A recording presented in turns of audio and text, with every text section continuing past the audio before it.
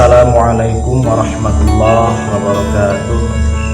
Berjumpa lagi bersama kami di CNBA Channel, channelnya kesayangan warga Nahdien Banjar Agung Tulang Bawang. Pemirsa CNBA Channel yang dirahmati oleh Allah Subhanahu wa Ta'ala, kali ini kita bincang-bincang lagi, kita membahas masalah hukum Islam lagi, dan kali ini narasumber setia kita yaitu Ustadz Agus Setiawan yang nanti akan membahas hukum Islam pada kesempatan kali ini. Kali ini kita akan membahas masalah kiblat. Karena apa? Kiblat merupakan salah satu syarat sahnya sholat. Jadi ketika kiblat kita tidak pas, nanti akan berdampak pada sholat kita di saat lima waktu. Berangkat dari ayat Quran yang mana artinya kurang lebih, dan bagi tiap-tiap umat ada kiblatnya. Di negara kita beragam agama. Berhubung kita di channel CNBA yang notabene adalah kita umat muslim, maka kita akan membahas kiblatnya umat muslim. Baik, sebelum kita membahas itu, kita sapa terlebih dahulu narasumber kita kali ini yang sudah hadir di studio CNBA Channel ini. Assalamualaikum warahmatullahi wabarakatuh, Ustaz. Waalaikumsalam warahmatullahi wabarakatuh. Bagaimana kabarnya, Ustaz? Alhamdulillah sehat. Kalau masalah kantong ini gimana nih kabarnya? Ya, saya kira kalau masa pandemi masih sama semuanya. Agak seret. Jadi gini, Ustaz, kita kembali akan bincang-bincang terkait hukum Islam, dan kali ini kita akan membahas masalah kiblat. Ya, kiblat umat muslim di dalam melaksanakan sholat. Jadi begini, Ustaz, berdasarkan berbicara seputar kiblat, konon ya, kiblat sholat umat muslim itu pernah berpindah-pindah berkali-kali. ya. Benarkah demikian, Ustaz? Silakan. Ya. Assalamualaikum warahmatullahi wabarakatuh. Alhamdulillahirabbil alamin, wassalatu wassalamu ala asyrafil anbiya'i wal mursalin sayyidina wa maulana Muhammadin wa ala alihi wa sahbihi ajmain, amma ba'du. Para alim, para kiai, asatid, asatidah, serta pemirsa sekalian yang dirahmati Allah Subhanahu wa Ta'ala, wabil khusus Ustadz Sofwan Sofyan yang selalu setia menemani kajian-kajian Islamiyah di CNBA Channel. Mudah-mudahan ini menjadi pahala terbaik di sisi Allah Subhanahu wa Ta'ala. Baik, menanggapi pertanyaan apakah benar kiblat umat muslim pernah berpindah berkali-kali, maka menjawab pertanyaan itu jawabnya adalah iya, benar, pernah berpindah-pindah gitu.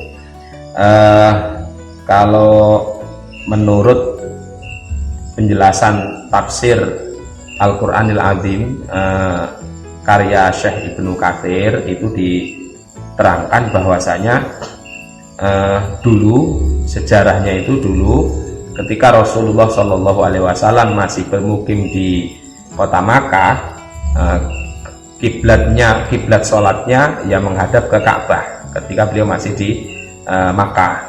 Kemudian ketika beliau pindah hijrah ke Madinah, oleh Allah diperintahkan kiblatnya supaya menghadap ke Baitul Maqdis.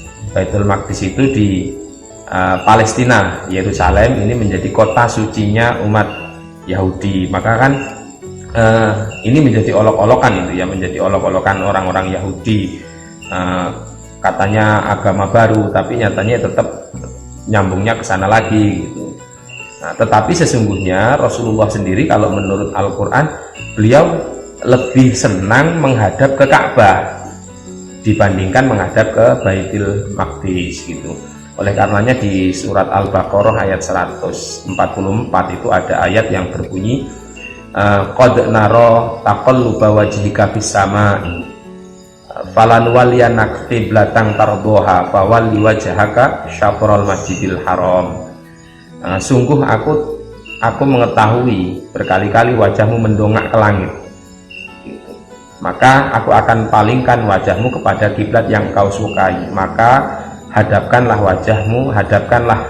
arahmu ke Masjidil Haram. Nah, ini Rasulullah itu dulu ketika sholat menghadap ke Palestina, menghadap ke Baitul Maqdis, usai sholat itu beliau selalu mendongak ke langit, gitu ya, berharap-harap supaya kiblat itu dipindah ke Ka'bah lagi. Maka turun ayat ini, dengan turunnya ayat ini maka kiblat umat muslim balik lagi ke Ka'bah. Jadi awalnya di Ka'bah pertama, lalu pindah ke Baitul Maqdis Palestina, balik lagi ke Ka'bah. Dan ini pun menjadi bahan ejekan orang-orang Yahudi, itu seperti itu.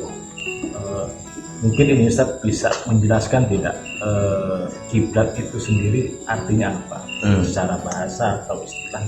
Ya, kiblat itu artinya arah. Jadi kalau arah, tapi arah yang dijadikan patokan dalam menghadap, gitu. Dan kiblat itu bukan hanya dalam Islam ya. Dalam Islam menurut penjelasan para ulama, kiblat itu bukan hanya Ka'bah saja. Kiblat itu ada 4. Kalau kiblatnya umat muslim sholat ya Ka'bah. Kalau kiblatnya sujud itu bawah. Tapi kalau kiblatnya malaikat tawaf itu namanya Baitul Ma'mur. Nah, kalau kiblatnya doa itu atas. Kalau sujud kan bawah, kalau berdoa atas. Nah, kiblat atas berarti kalau doa ya menghadap ke atas, gitu. Ini bukan berarti Allah di atas itu. Ini harus kita sebagai muslim yang mengikuti ahli sunnah wal jamaah hati-hati, jangan sampai memiliki akidah bahwa posisi Allah di atas. Bukan, kita berdoa menghadap ke atas itu karena kiblatnya doa di atas. Nanti kayak orang-orang ditanya, mintalah sama yang di atas. Lah yang di atas ini kan ada genteng, ada plafon, ada macam-macam gitu. Jadi itu pengertian dari Ka'bah, kiblat. Kemudian Ustaz, apakah benar ya orang sholat itu harus sejajar dengan Ka'bah? Mengingat hal ini sulit dilakukan, bahkan banyak di sekitaran Banjaragung ini, masjid maupun mushola itu banyak yang tidak sejajar dengan Ka'bah. Di masyarakat sering terjadi kontroversi masalah arah kiblat ini. Ada yang meminta sajadahnya agak sedikit miringkan gitu, dan ada yang mengatakan tidak perlu karena sholat itu ya Allah, gitu. Ya, itu bagaimana Ustaz?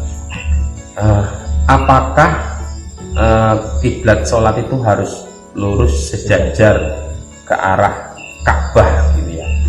Ini penjelasannya memang ada rinciannya demikian begini.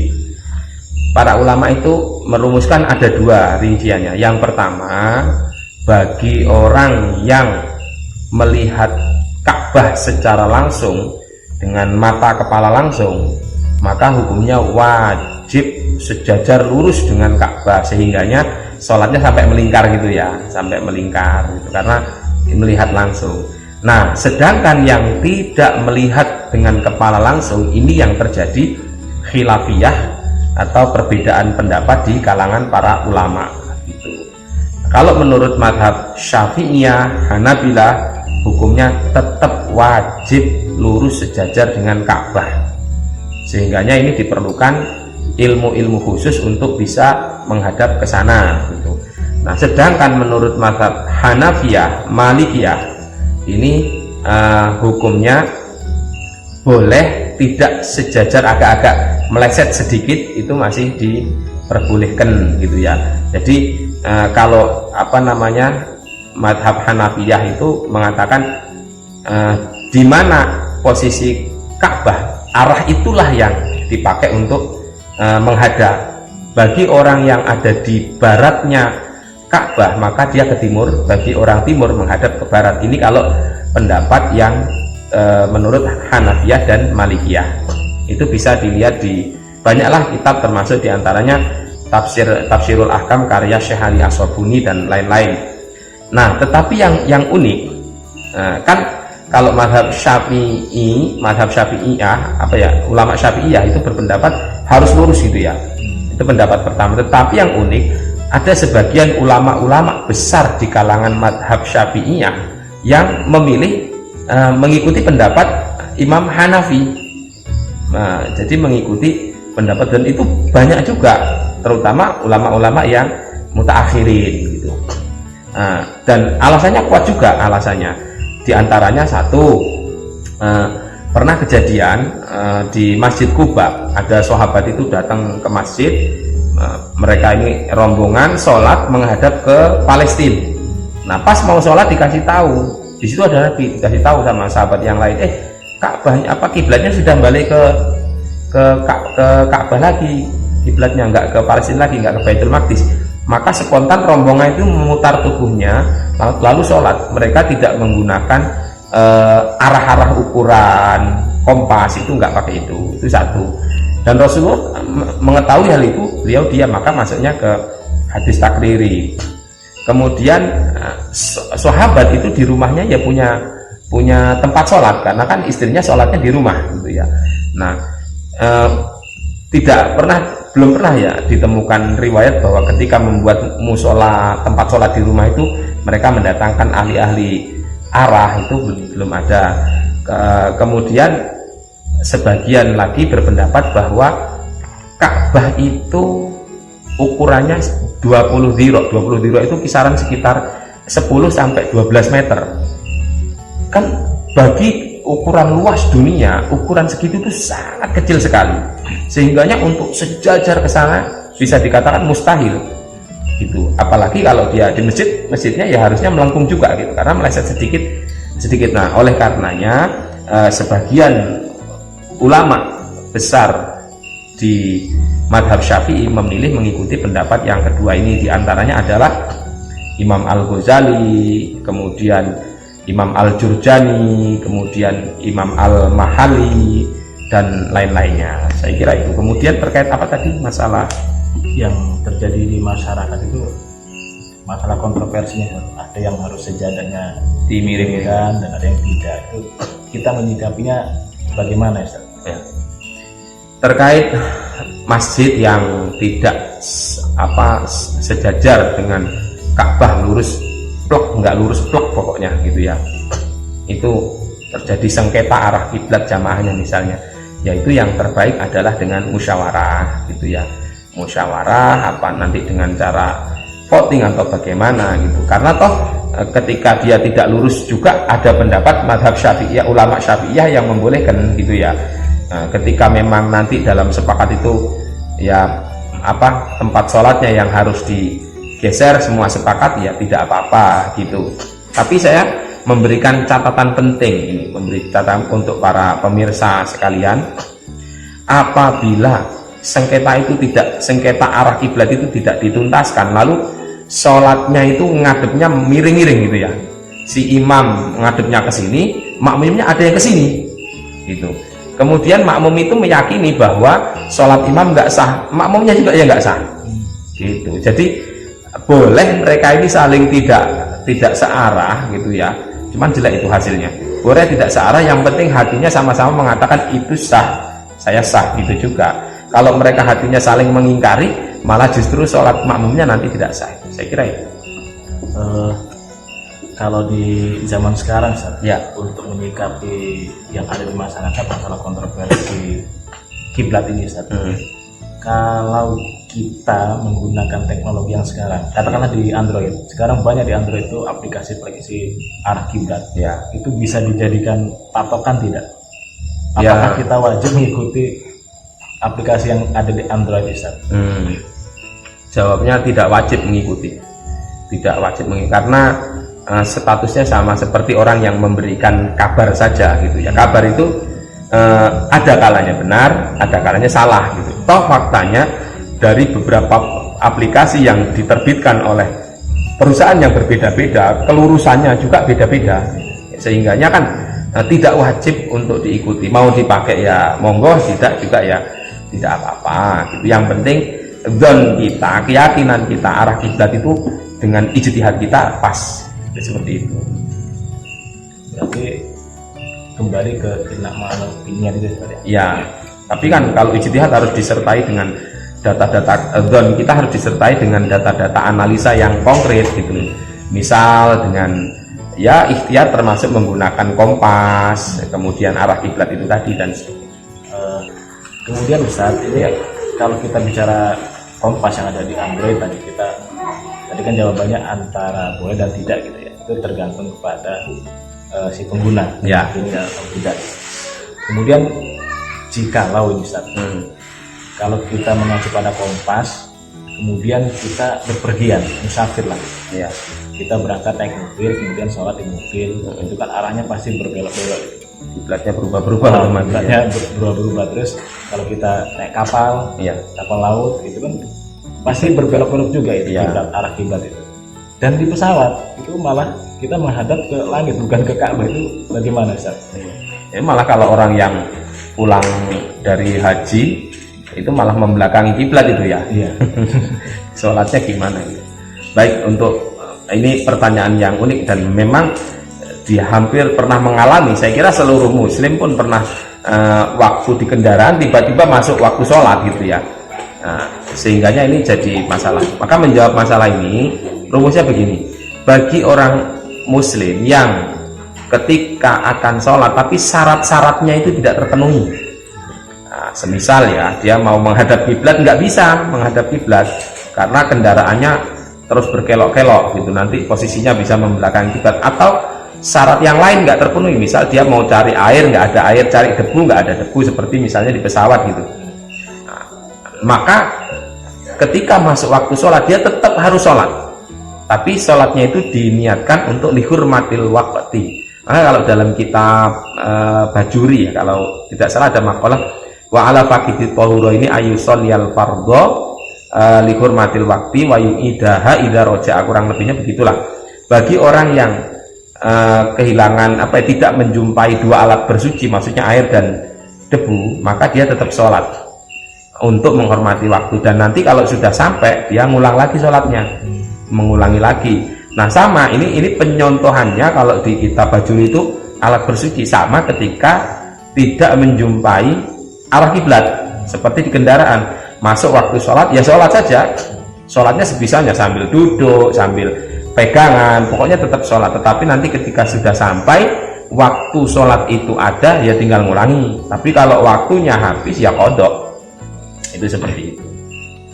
Terakhir Ustadz, sebagai penutup, mungkin Ustadz bisa menjelaskan apa sih hikmah dibalik sholat menghadap ke arah kiblat yang benar? Ya, hikmah yang terkandung kenapa kita sholat itu harus menghadap ke arah kiblat, diantaranya satu, sebagai bentuk kekompakan umat muslim dalam beribadah supaya tidak terjadi arah yang berlain-lainan. Kan kelihatannya rapi, umat muslim bersatu ketika sholat, kompak menghadap ke satu arah, itu satu. Ini sering kompak bareng seperti ini bisa menumbuhkan rasa kekeluargaan, kebersamaan. Itu harus kita akui bahwa teori sering kompak bersama ini menumbuhkan sifat rasa kekeluargaan sesama muslim. Yang kedua, kita supaya menghadap kiblat itu supaya kita ingat rukun Islam yang kelima. Niscaya kecintaan umat muslim kepada ibadah haji itu akan luntur seandainya sholat itu tidak menghadap ke sana. Ya orang kurang tertarik, ya ibaratnya ya cinta teman kan nggak terlalu gitu kan. Kalau dia menghadapnya ke sana, kerinduan untuk sampai sana ada. Itu begitu. Kemudian yang ketiga, kita belajar memuliakan sesuatu yang dimuliakan oleh Allah Subhanahu wa taala. Ka'bah itu salah satu benda yang barokahi,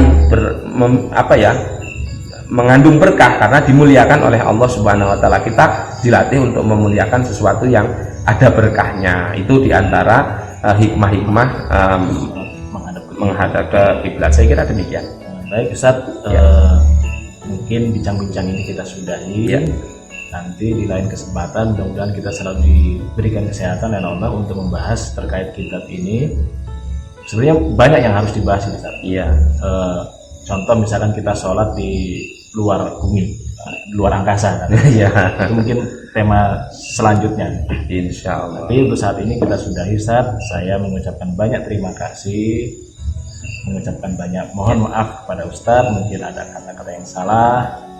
Saya akhiri, Ustaz. Assalamualaikum warahmatullahi wabarakatuh. Waalaikumsalam warahmatullahi wabarakatuh. Baik pemirsa CNBA Channel yang dirahmati oleh Allah Subhanahu wa taala, jangan bosan-bosan mengikuti channel ini, karena channel ini saya yakin banyak sekali pelajaran yang dapat digali melalui channel ini.